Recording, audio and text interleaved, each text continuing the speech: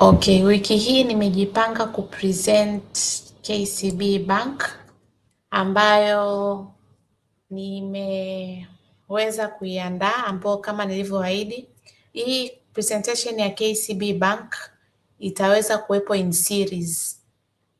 Kwa nini nimeweka in series? Kwa sababu ni ndefu sana.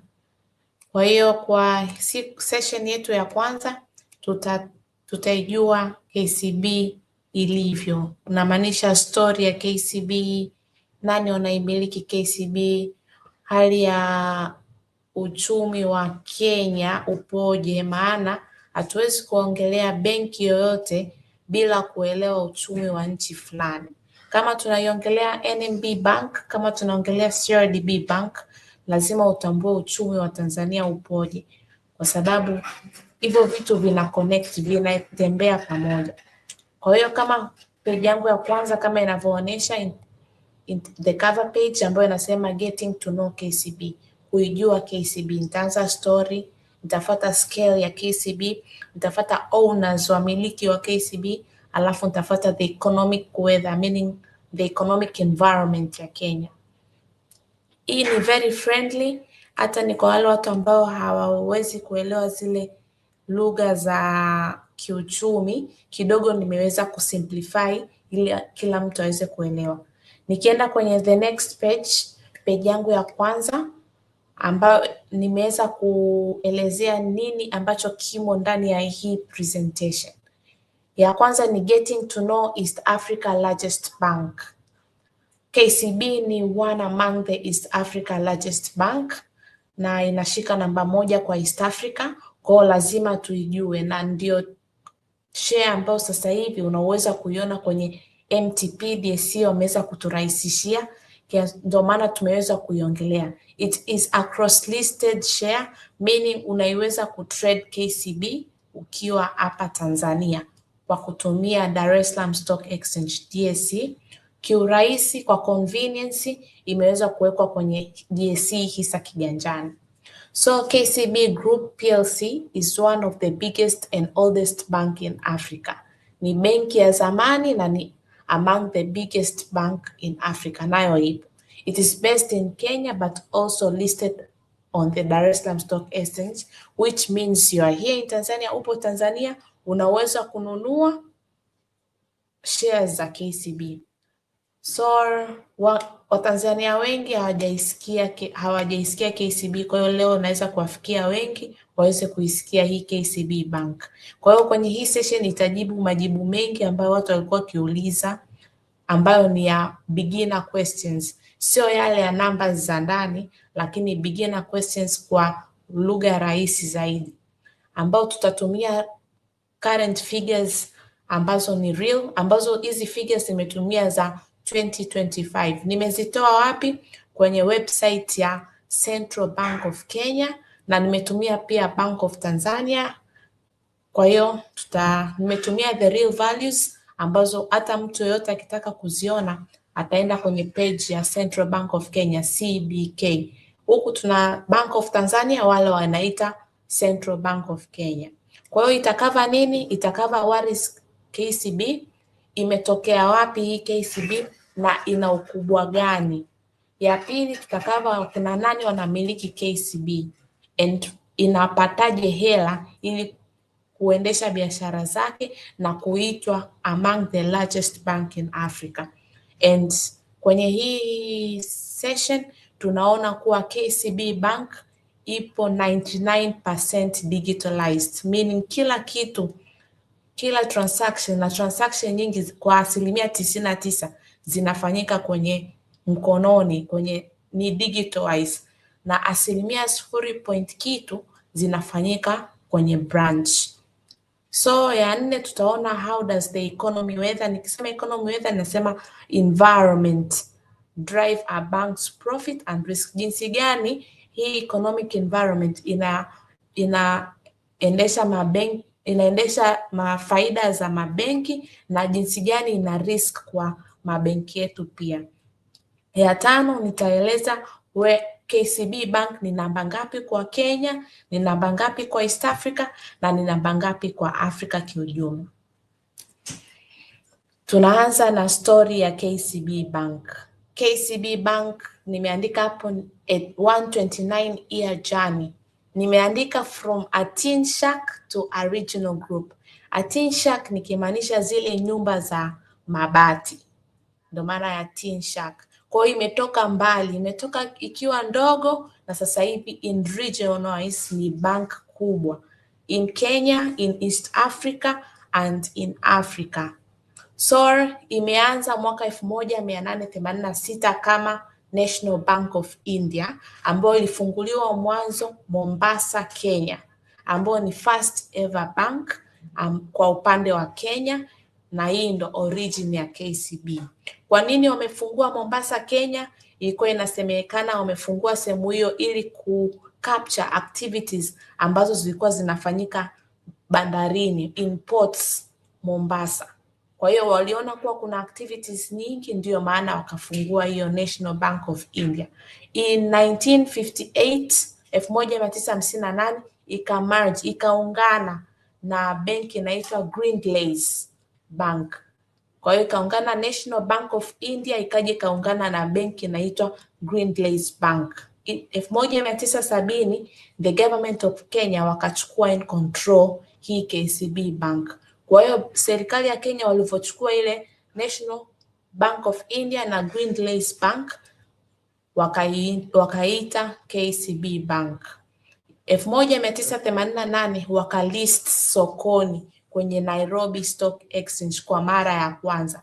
Kwa hiyo tunaona KCB Bank imekuwa listed sokoni zamani sana, toka mwaka 1988. IPO yake ndo ilikuwa listed kwenye Nairobi Stock Exchange. Kwa mwaka 1997 ilikuja kufunguliwa hapa Dar es Salaam, Tanzania kama subsidiary ya KCB Bank upande wa Tanzania kwa mara ya kwanza. Ambao kwa nini ilikuja kufunguliwa hapa? Ili kusupport cross border trades. Waliona kuna activities nyingi pia ambazo zinatokea hapa Tanzania, kuna trades nyingi ambazo zinaonekana hapa kwa upande wa Tanzania. Kwa hiyo wao waliweza kufungua hapa ili kucapture hizi hela ambazo zinatembea kwenye cross border trade. So in 2015 wali launch KCB M-Pesa. Nimetoka mwanzo nilisema KCB Bank they are very good in digitalization, kwenye mambo ya kidigitali. Kwa hiyo wali launch KCB M-Pesa mobile banking, ile kama tunavyoiona sim banking ya CRDB, kama tunavyoiona ya NMB. Sasa wao wali launch mwaka 2015. Kwa hiyo ndo ilianza ku run, ilianza ku digital turn begins. So in 2016 wali reorganize into KCB Group PLC, a holding company above all banks. In 2022 walinunua benki inaitwa Trust Merchant Bank DR Congo. Walinunua meaning wali acquire, kwa sababu ili waweze kupata urahisi kupenetrate Congo, activities zao ziende kiharaka, hawakutaka kuanza from scratch, so they decided to buy a bank from Congo. In KCB Tanzania, kwa huu mwaka 2022 KCB Tanzania assets zilipita trilioni 1. Kwa hiyo tunaona kuwa benki ya KCB ilipita asset ya trilioni 1 mwaka 2022 kwa mara ya kwanza upande wa Tanzania, which it is a huge chunk kwa sababu hii ni subsidiary na bado ilikuwa ina perform vizuri. Na in 2025 imeweza kutoka from resilience to growth, meaning wameweza kutoka kwenye ile makimbizano ya kusema tunatengeneza benki ili tupate profit. Hapana. Kwa hiyo walianza kuconcentrate kwenye growth zaidi. Wanawezaje kufanya miamala yao kirahisi ili wapate wateja wengi na wapate hela nyingi. Wasiconcentrate tu kwenye net interest margins, meaning wasiconcentrate tu kwenye yale mapato wanaopata wakiwa wanakopesha watu. Hapana. Na pia waconcentrate pia kwenye mapato ya mengine kama zile incomes wanazopata kwenye fees and commissions, mtu ukitransfer miamala, mtu ukitumia branch, mtu yani hivyo. So ili kwa urahisi zaidi wakanunua fintechs Pesapal, lakini hawakununua yote, ili walinunua minority stake. Wakanunua Riverbank kwa 75%, alafu wakauza National Bank of Kenya to Access Bank. Kwa hiyo KCB Bank ina 129 years of experience. Kwa hiyo hii inamaanisha nini? Inamaanisha wawekezaji wanaiamini sana, kwa sababu benki ambayo imeanza zamani, ambayo imeanza toka pilika za colonial rule, ya pilika za utawala, mpaka wakapata independence, mpaka wakapata droughts, kukaukiwa kwa banks operations, wakapata financial crisis in Kenya, wakapata pandemic, tunakumbuka COVID-19, still wakaweza ku maintain na benki haijaweza kufilisika, na mpaka sasa hivi tunaona bado ni the largest bank. Kwa hiyo hii benki, it is unlikely, ni ngumu sana kudisappear kwa usiku mmoja, to disappear in overnight. Kwenye next page nikiongelea where KCB stands today ni by very big measure. Nikianza kwa total assets. Total assets za KCB Bank according to 2025 ni Kenyan shilling 2.1 trillion. Nimeweka in Tanzanian shilling ili watu waweze kuelewa. Ni sawasawa na 42.8 trillion. Tunaweza kuona jinsi gani mabenki yetu, tunaweza kuona jinsi gani KCB Bank ni kubwa. Nikiangalia mabenki yetu huku ya Tanzania, big banks zinacheza kwenye 22 trillion if I'm not mistaken. Kwenye net profit tukiona kwa upande wa KCB Bank tunaona inacheza kwa hela ya Kitanzania 1.39 trillion, trilioni 1.39. Hii ni net profit kwa mwaka 2025, ambayo kwa customer deposits tunaona 32.6 trillion. Kwenye net profit ikumbuke kuwa NMB Bank waliweza kucross trilioni kwenye profit before tax, ila tunaona net profit kwa upande wa KCB Bank ni profit after tax ya 1.39 trillion. Kwenye return on equity ni 22.5%. Nikisema return on equity inamaanisha nini? Ni ile profit ambayo benki inatengeneza kwa kutumia zile hela ambazo wawekezaji waliwekeza, profit earned on the owner's money, on the shareholders money, ambayo anything ambayo ipo above 15 ni very strong kwa benki. Market value on the NSE ni trilioni 4.26 ambayo mabenki yetu wameyapita. Tukiona NMB Bank ina 8 trillion, tukiona na CRDB Bank ina 7 trillion. What does this mean?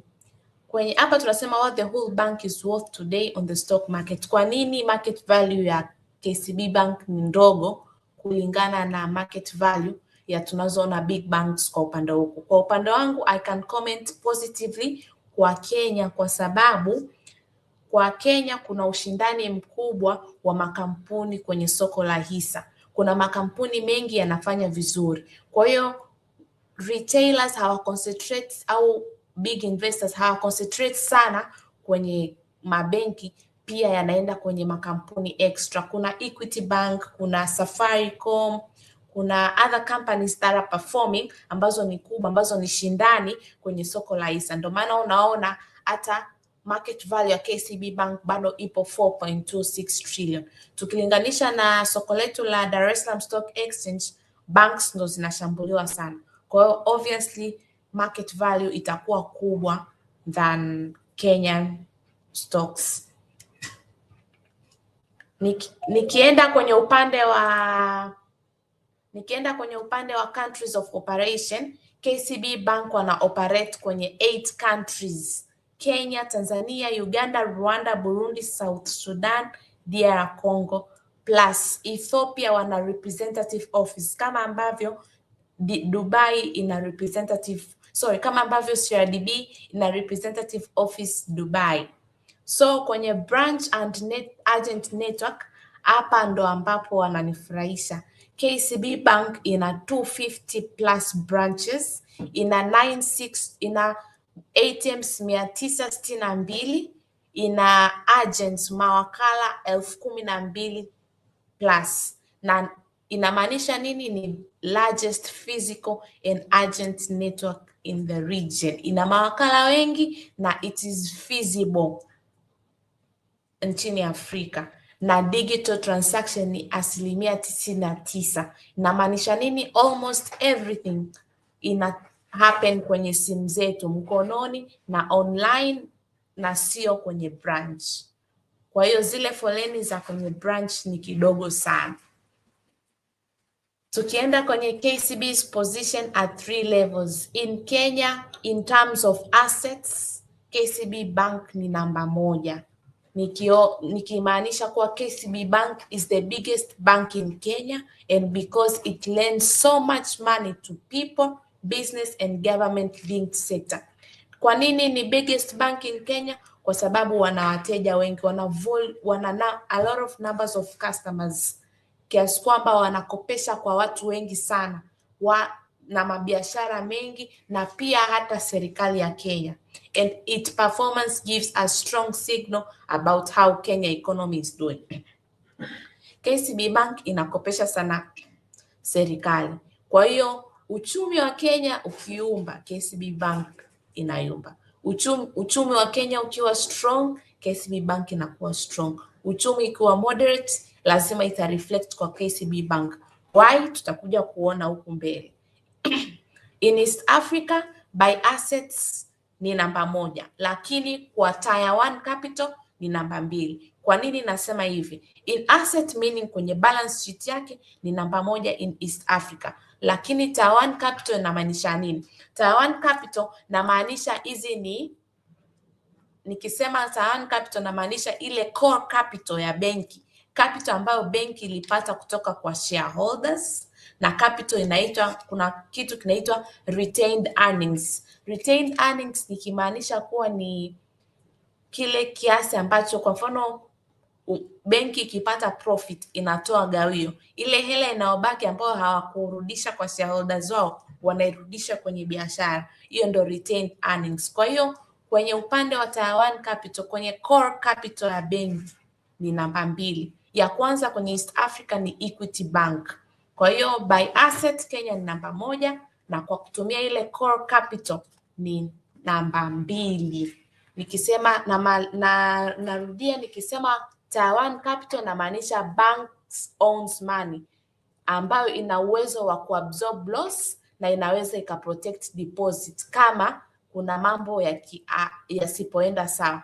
Kwa mfano banki ikitaka kufilisika na wakitaka kuprotect depositors wao, lazima waende kuangalia ile core capital. So kwa upande wa Kenya still ni namba 2. Tukienda in Africa inashika namba 21. Tukienda kwenye the next page, inakuwa tunaweza kuona nani ana own KCB Bank. KCB Bank, it is widely held by owners who demand stability. Wanao own namba 1 ni Government of Kenya. Hawa ndo majority shareholders wakubwa Kenya, ambao ndo wenye say kwenye upande wa Kenya wa KCB, hawa ndo majority shareholders, wana 19.76%. Single largest owner, wako peke yake. Lakini kuna National Security Fund wana own kwa 10.20%. Wangekuwa na karibia 20%, meaning hata ukiapproximate hiyo 19.76 ukiround off inaenda 20, wangekuwa nafika kwenye kiwango hicho, nao wangekuwa majority shareholder, but unfortunately hawafikii majority shareholder. Lakini pia kuna local institution investors, meaning wapo wengi ma local institution. Kwa kiujumla wao ni 46.40%. Kuna pension funds, kuna insurance companies. Kwenye upande mwingine kuna local individual investors ambao wana own 25.11%.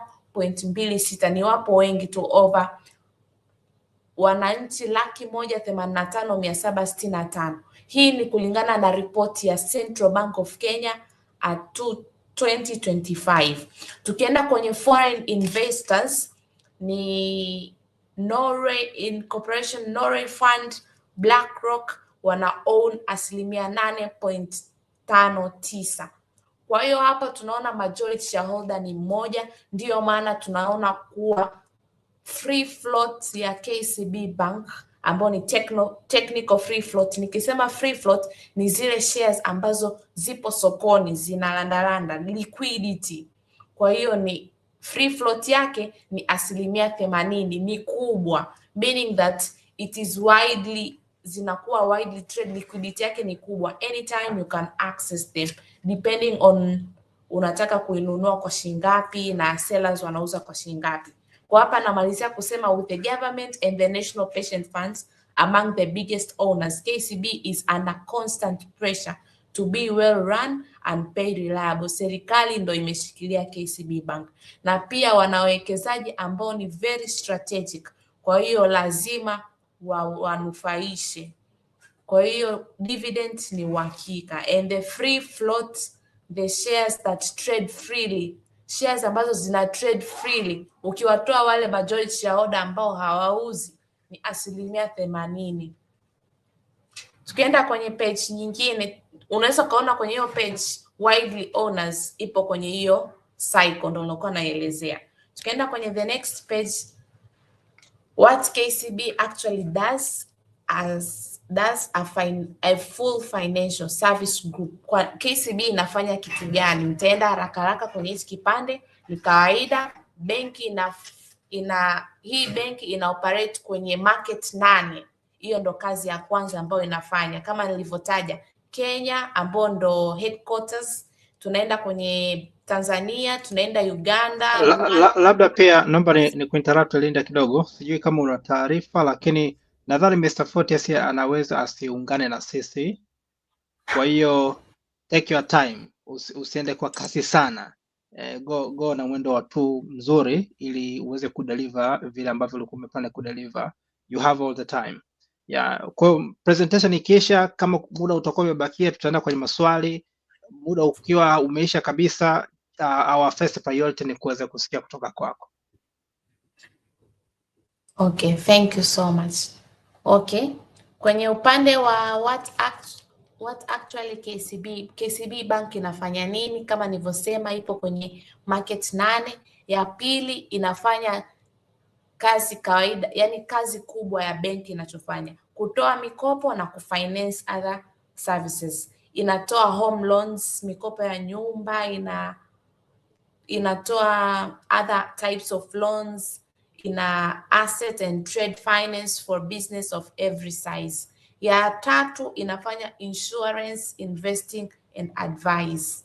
Ya nne, inafanya digital fintech and community. Nikisema digital fintech namaanisha kama mobile banking, kama hizi sim banking ambayo inakuwa led, wao kule wanaita KCB M-Pesa, na plus the 2025 fintech additions ambao mwaka 2025 wameongeza hizi PesaPal, imechukua zile Riverbank Solutions, makampuni ya huko Kenya, na KCB Foundation for Education. Kama huku unavyoona CRDB Foundation ambayo inafanya different activities ili kuweza kucapture kila mtu kwenye, yani kucapture a specific group huku upande wetu huku mtaani, inaelimisha, inafanya everything, inaitwa KCB Foundation for Education, Youth, Employment and Enterprise.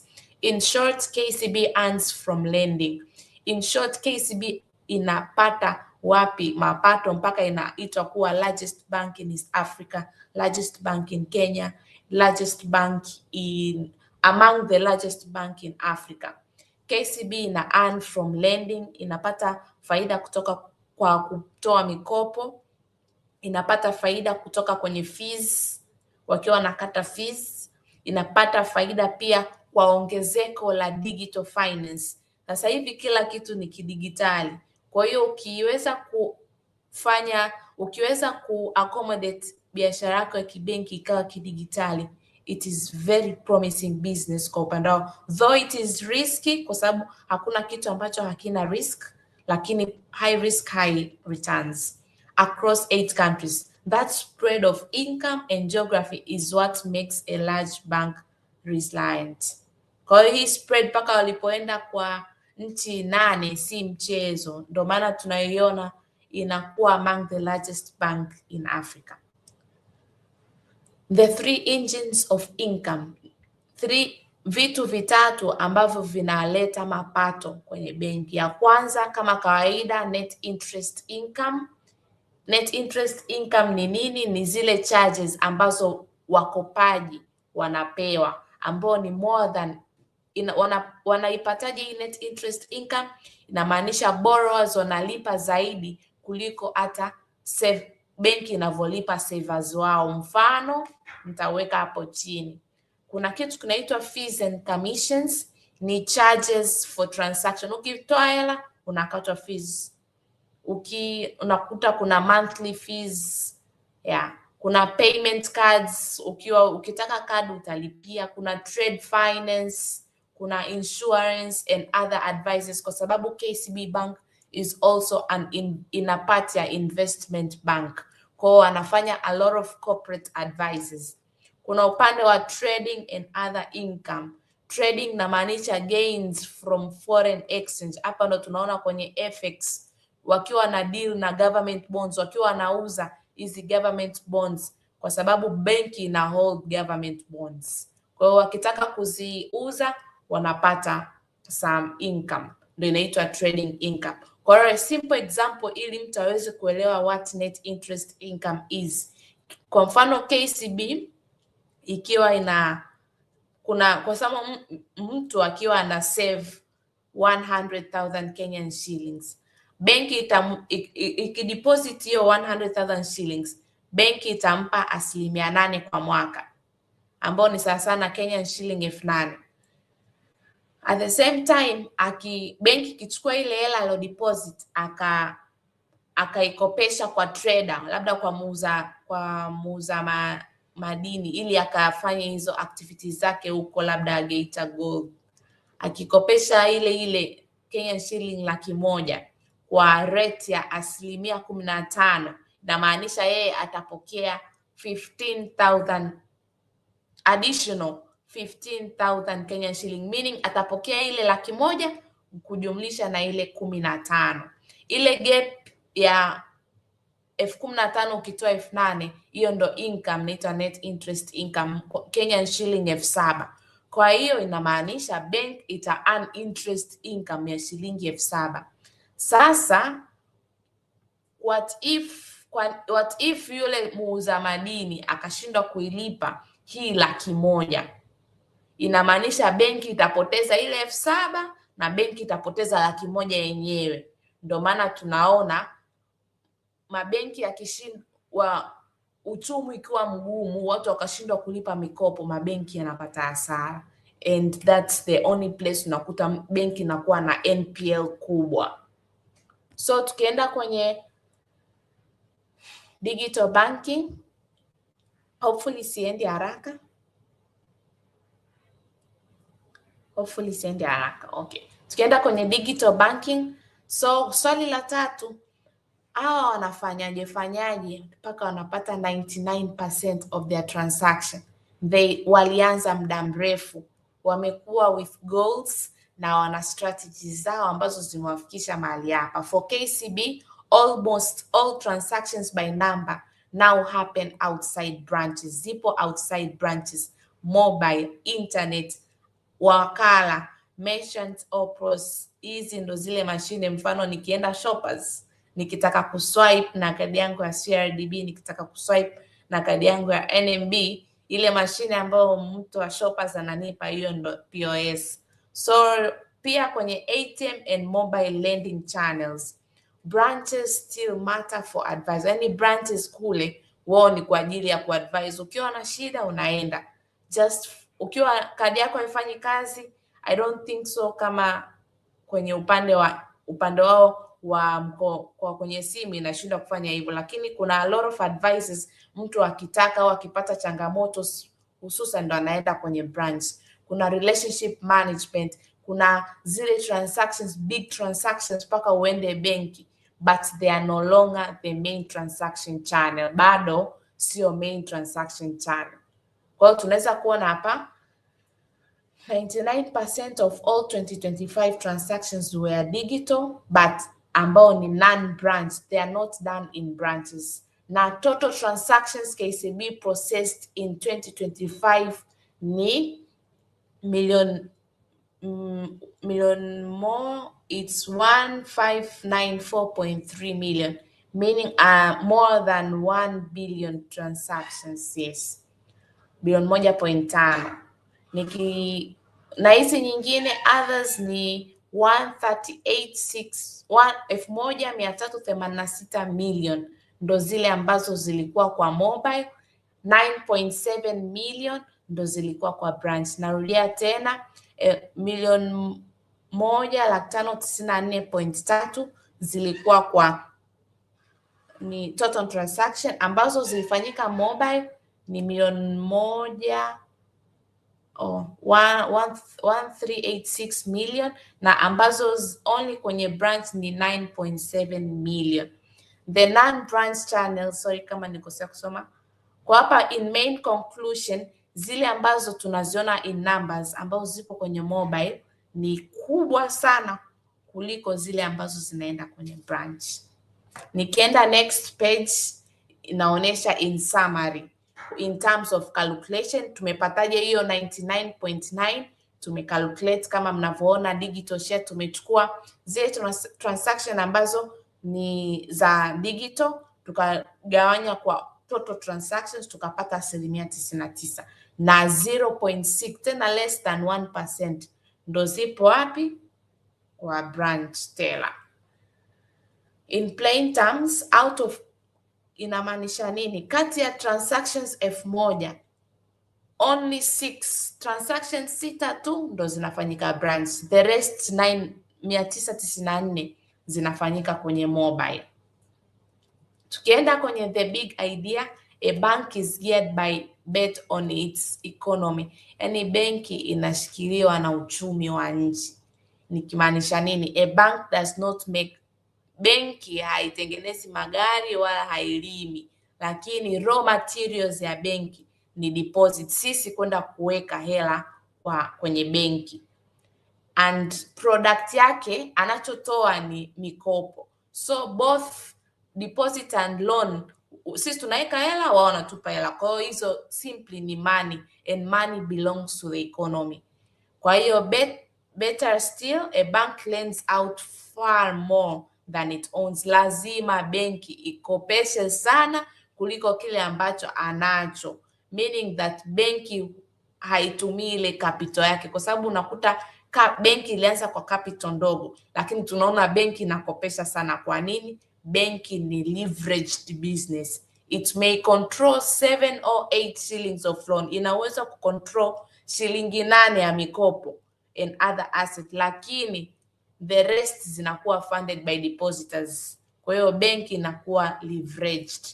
Kwa leverage ina magnify kila kitu. When economy is healthy and loans are repaid, kama uchumi ni mzuri, ili na sisi na wale wakopaji wanalipa vizuri, bank ina use leverage because they lend much more money than the shareholders themselves contributed. Most of the money inatoka kwa wateja wao, deposits na borrowings, meaning borrowings watapata interest. This allow profits to look large compared with shareholders capital, kwa sababu tunaona KCB wana 22.5, inamaanisha ni return ambayo imetoka from hela za wawekezaji, ambao ni Kenyan shilling 22.50 for every 100 shilling in capital, but the same leverage also increases risk. Tunaona kuwa return ya shareholders ni ndogo, lakini still bank ina profit kubwa zaidi. Kwa hiyo tunaona kuwa bank haiwi funded through na shareholders, but inakuwa funded na other customer deposits. So kwa kiujumla, but the same leverage also increase risk. Kama loans zikienda vibaya, benki inafanya vibaya, meaning that hata ile capital inakuwa consumed haraka sana, ile core capital inakuwa consumed. This is why bank shares rise. Ndo maana yake kwa nini shares za benki inaongezeka na inadondoka kwenye economic cycle. Nikisema economic cycle, ikienda kwenye boom, ikiwa inapanda, economic cycle ikiwa inafanya vizuri, inamaanisha share price inaongezeka. Ikibust economy, share inamaanisha hiyo share price inadondoka.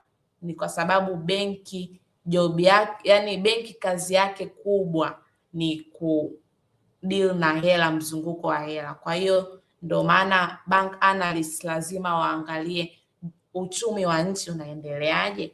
In summary, when the economy does well, the bank does better. When it does badly, the bank does worse, amplified both ways by leverage. Kwenye upande wangu wa kulia inaonyesha kuwa, sorry maandishi hawezi kuona, lakini inaonyesha ile hii ya chini ya dark blue ni tier 1 capital. Ni ile capital ambayo shareholders walifund benki, ni kadogo, lakini tunaona banki na assets na loans kubwa, hiyo light blue, meaning that benki inaendeshwa kwa leverage, haiendeshwi na capital ile peke yake ambao shareholders walitoa, na ile capital ambao wanairetain wanairetain from baada ya kugawa dividends. Tukienda kwenye growth, inflation and master data, tunaenda kwenye upande wa economic growth. Kenya inakuwa kwa 4%, uchumi wao unakuwa kwa 4.6%, ambao wana expect 2026 ukue kwa 5.5%. Huku Tanzania tukiwa tumewaacha, sisi tunakuwa kwa 6%. Tunaona more growth, uchumi ukiwa mzuri kunakuwa na more borrowing, na uchumi kuwa mzuri inamaanisha kuna more borrowing and clear repayments. Kwa hiyo uchumi kuwa mzuri, benki ina uhakika wale waliowakopesha wana uwezo wa kulipa madeni. Lakini ikienda vice versa, meaning that uchumi kuwa mbaya, hata watu hawana confidence ya kwenda kukopa kwenye benki, loan demand inapungua. Kama loan demand ikipungua, mabenki yanapata hasara, na hata pia waliowakopesha mwanzoni unakuta wanashindwa kulipa, kwa hiyo benki inakuwa ina struggle. Tukienda kwenye upande wa inflation, Kenya targets inflation. Inflation wa Kenya ipo juu kidogo kuliko inflation ya Tanzania. Inflation ya Kenya ipo 5.6, lakini it's still a bit moderate, lakini bado ni kubwa. Lakini kwa upande wa Tanzania still tupo kwenye a good inflation percentage growth ya 3 to 5%, tuna range hapo. So inflation ina shida gani kwenye uchumi? Inflation ina affect interest rate. Interest rate ya yule anayekopa na interest rate ya yule anayekopeshwa. Because when prices is too fast, kama price ikiwa inaenda haraka, meaning inflation inakuwa, lazima central bank aingilie kati.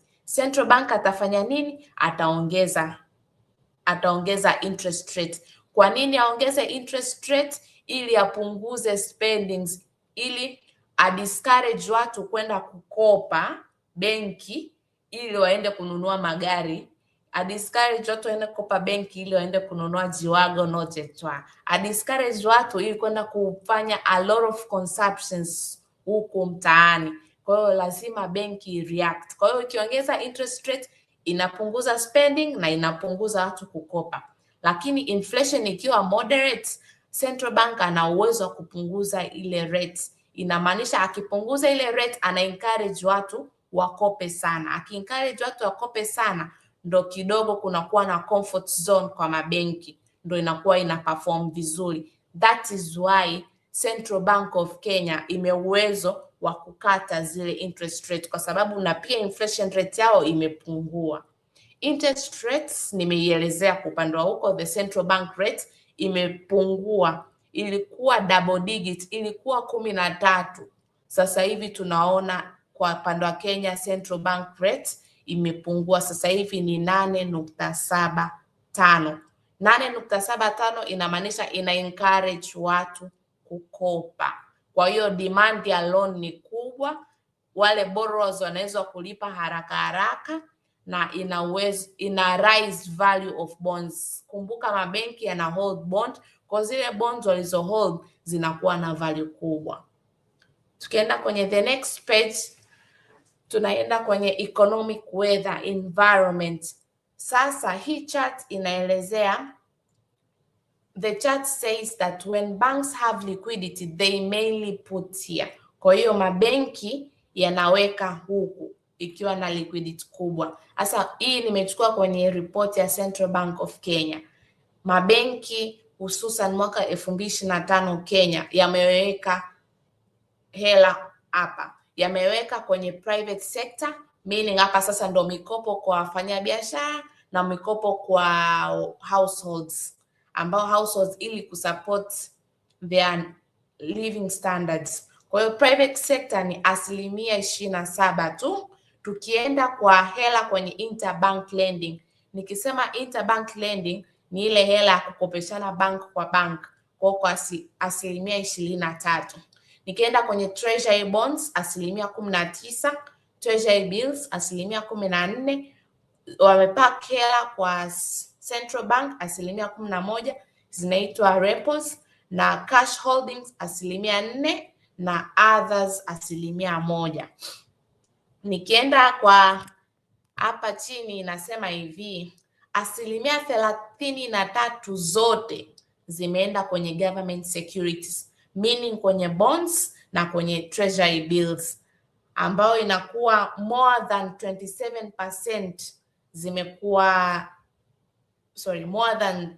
yani wameweka hela, wamewapa nyingi hela serikali kuliko wanavyokopesha watu. I don't know in part of Tanzania, lakini hapa tunaona wameweka hela sana kwenye mabonds ya serikali T-bills kuliko ambavyo wanawakopesha watu. Kwa hiyo hichi kitu kinaweza kikaleta kitu kinaitwa crowd out effect.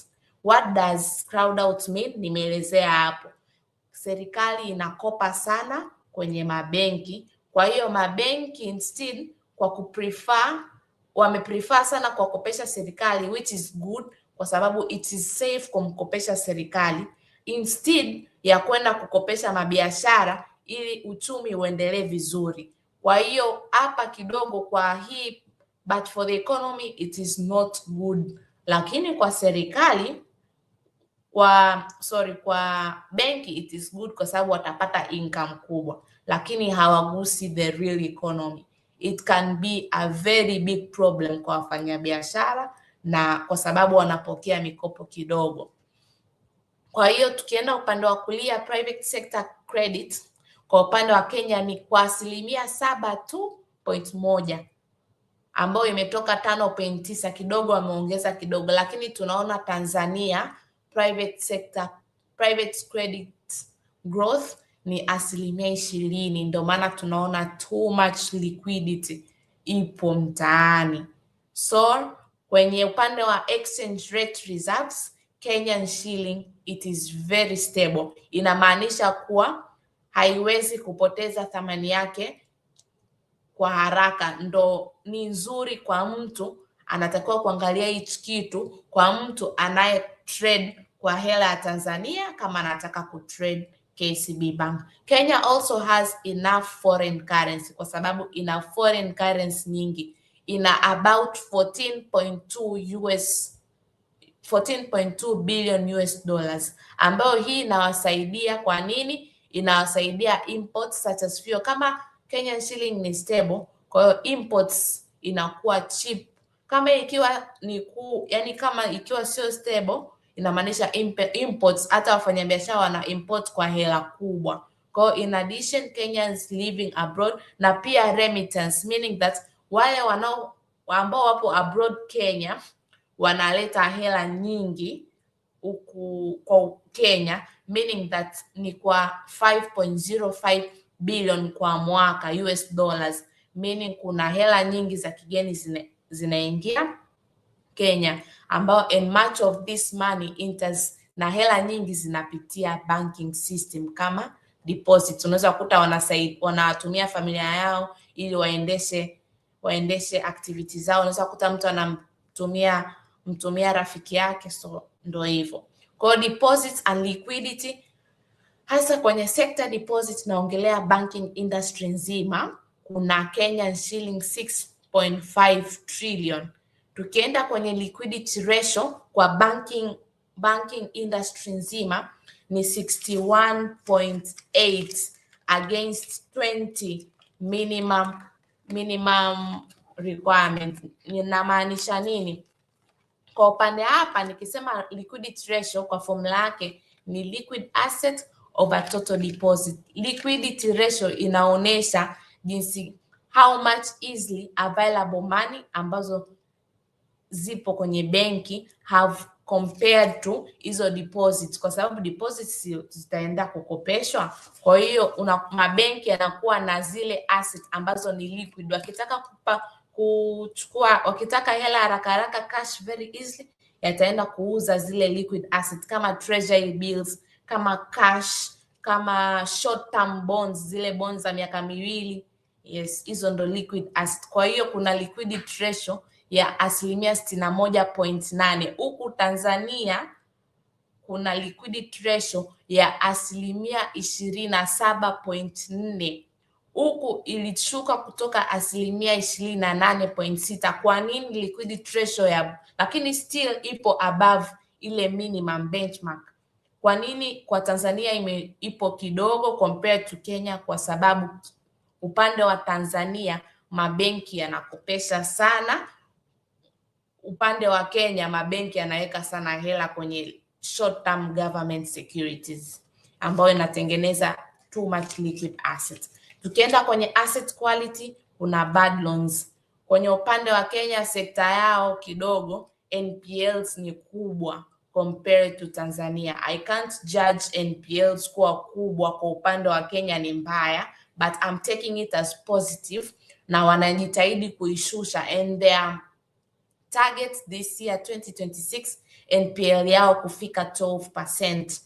So kwenye sector NPLs ni 15.6, kwa sababu Kenyan banks wanakopesha wale, yani personal loans, unakuta zile mikopo kwa mabiashara, they don't have a lot of corporate loans, kama mfano kukopesha wafanyakazi kwa wingi, lakini they take risk na kukopesha hata wale wafanyabiashara wadogo kwa wingi. So it is very good for banks to consider kukopesha watu ambao wanaenda kutarget uchumi kwa kiasi kikubwa. Ndio maana unaona NPL zao zipo kubwa, kwa sababu they are taking huge risk. Tukienda kwenye how the economy affects the bank, na it is very simple. Uchumi, GDP ikikuwa, inflation ikipungua, ikiwa stable, meaning that inflation isipungue sana, isizidi sana, 3 to 5 it's so good. Central bank rates, meaning ile central bank rates ya rate ambayo central bank inatangazaga. Mfano Kenya ni 8.75 na kwa Tanzania 5.75, ambayo inaweza inampa benki husika, inamkopesha benki husika ili benki aje kukopesha kwa rate ambayo sio kubwa. Kuna private sector credit, tunaona Kenya 7%, lakini Tanzania 20%. Tunaona government borrowings, government ina borrow sana kwa 33%, ambao kidogo inaweza ikaleta effect mbaya kwenye uchumi, kwa sababu inaweza kaleta kitu kama nilichoelezea crowd out. Kuna exchange rate lazima iwe stabilized kama nilivyoelezea kule. Kuna deposit and liquidity imeelezea. Kuna asset quality. Tukienda kwenye the next page, risk kwenye economy. Kama hichi kitu kikienda vibaya, kuna risk gani inatokea? Mfano upande wa Kenya, kukitokea kitu kinaitwa ukame au weak agriculture. Kenya wana depend sana kwenye kulima. Kwa hiyo kama kukitokea kuna heavy rains au kuna poor, yani kuna farmers ambao wanapata kidogo, yani hawapati sana, hawabenefit sana, kama mfumuko wa bei wa vyakula ukipanda sana, ndo inflation, kama rural customers wakiwa na yani ikitokea hichi kitu, wale rural customers wa vijijini wata struggle sana ku repay loans. Kukiwa kuna high government debt, deni kubwa la serikali, if the government borrows too much, banks may lend, kwa sababu mabenki yana lend more kwa government, instead wasiwakopeshe serikali, inaweza reduce credit available to companies and households. Ya tatu, kama kuwa kuna high inflation, kwa kuna high interest rates, narudia, kwenye high inflation central bank ina raise interest rate. Iki raise interest rate inatu discourage sisi kukopa. Kwa hiyo kitu discourage sisi kukopa, kwa hiyo sisi ina discourage kukopa, kwa hiyo mabenki atakuwa apata faida, meaning loans inakuwa very expensive. Kwa hiyo hata sisi ambao tunataka kukopa tutakuwa tunakopa tuna struggle sana kuilipa. Kukiwa kuna currency fall, currency ya nchi fulani, mfano Kenyan shilling ikipungua thamani, inaleta nini? Zile imported goods zinakuwa very expensive. Kama zikiwa expensive, na sisi tunapenda kuimport vitu vyetu China ili tuuze hapa Bongo. Kwa mfano Tanzania shilling yetu ikishuka, tutanunua bidhaa zetu kule China kwa hela kubwa sana. Kwa kama tukinunua kwa hela kubwa sana, kwa hiyo hata hizi biashara zita struggle sana kulipa mikopo, ita struggle sana kuimport, cost itakuwa kubwa, hawataweka hela benki ili kufanya hizo importation, kwa mabenki still yata struggle. Kukiwa kuna high bad loans, still very very high. Kwa hiyo kukiwa kuna current view kwa upande wa Kenya ambao nimesummarize, at the moment the situation is not alarming at all. Growth ni positive, inflation is controlled, interest rates are coming down, bad loans are improving, but investors must still watch. Sisi investors lazima tuwe tunaangalia risk ambazo zinaweza zika affect hizi profit za KCB Bank, kama political risk ambao Kenya wana approach uchaguzi. Tukienda kwenye CBK league table, tukienda kwenye KCB Bank Kenya on every measure. Kwenye upande wa KCB Bank banking sector market share index, KCB Bank ina market share ya 16.6 kama namba moja, akifuatiwa na Equity kwa 12.8. The rest wanagawana banks nyingine. Tukiona kuwa upande wa Kenya kuna a lot of banks ambazo zina perform vizuri, ndio maana benki ya kwanza inachukua 16% tu. Tukienda kwenye upande wa profits before tax, KCB Bank kwenye upande kwa hela kitanzania ina 1.1 trillion shillings profits before tax, akifuatiwa na huku nimelinganisha na benki ya Kenya, sikutaka kuchukua Equity peke yake. Benki ya Kenya inaitwa Cooperative Bank, Coop Bank Kenya, kama huku ambayo kuna Coop Bank Tanzania ambayo imeanza recently. Kwa hiyo wao wana profit before tax ya 637 billion. Huku sekta nzima ina trilioni 5.30. Tukienda kwa upande wa gross loans, mikopo, KCB Bank bado ni namba moja, trilioni 17.38, huku Equity ana trilioni 9. Sekta nzima ina trilioni 82.93. Gross non-performing loan trilioni 3, huku Equity ina trilioni 1.90. Kwa hiyo non-performing loans upande wa Equity, gross loans upande wa gross non-performing loans, zile mikopo chichefu, absolute hela ni kubwa kwa upande wa Kenya, namba moja pia anashika kwa non-performing loans namba moja. Tukienda kwenye huku sekta nzima ina gross non-performing loans kwa 14.21 trillion. Tukienda kwenye core capital, ile capital anzilishi, capital ambayo inajumlisha shareholders capital inayojumlisha na retained earnings ambavyo nilielezea mwanzo, ina trilioni 2.95. Tukienda kwenye risk weighted assets trilioni 19.61. Kwa hizo ndo numbers ambazo tunaziona. Numbers of deposit accounts ni namba 1, anakari 47%, 47% of market, huku NCBA akikari 33.1 million. Sikutaka kuchukua benki moja nikadili na Equity, tumeweza kuonyesha pia na NCBA Bank. So in summary, in KCB largest in gross non-performing loans. Kwa nini? It's kwa sababu ina loan book kubwa, ina customers wengi. Na hii gross loan sio kwa sababu loans, yani watu hawalipi wengi, ni kwa sababu ya size ya customers wake. What matters is the NPL ratio and its trends. And KCB has just been recorded its first significant NPL reduction. Yani ndani ya miaka 4 walikuwa tu wanapanda, NPL ratio inapanda, lakini in 2025 ndio ilikuwa ndani ya miaka 4 kwa mara ya kwanza wameweza kuishusha mpaka 15.4. The second bank in East Africa by Tier 1 capital, kama nilivyosema, ya kwanza ni Equity Bank in Kenya, ina $1.911 million, akifuata KCB Bank, akifuata Commercial Bank of Ethiopia, akifuata Cooperative Bank in Kenya. Kenya, East Africa, mabenki yao yapo vizuri, na bila kusahau mabenki yetu ya Kitanzania. Mwaka 2025 alifuata NMB Bank, alifuata CRDB Bank. Ya 7 ilikuwa Development Bank of Ethiopia, akafuata Diamond Trust Bank Kenya, akafuata Aus International Bank, Absa Bank in Kenya.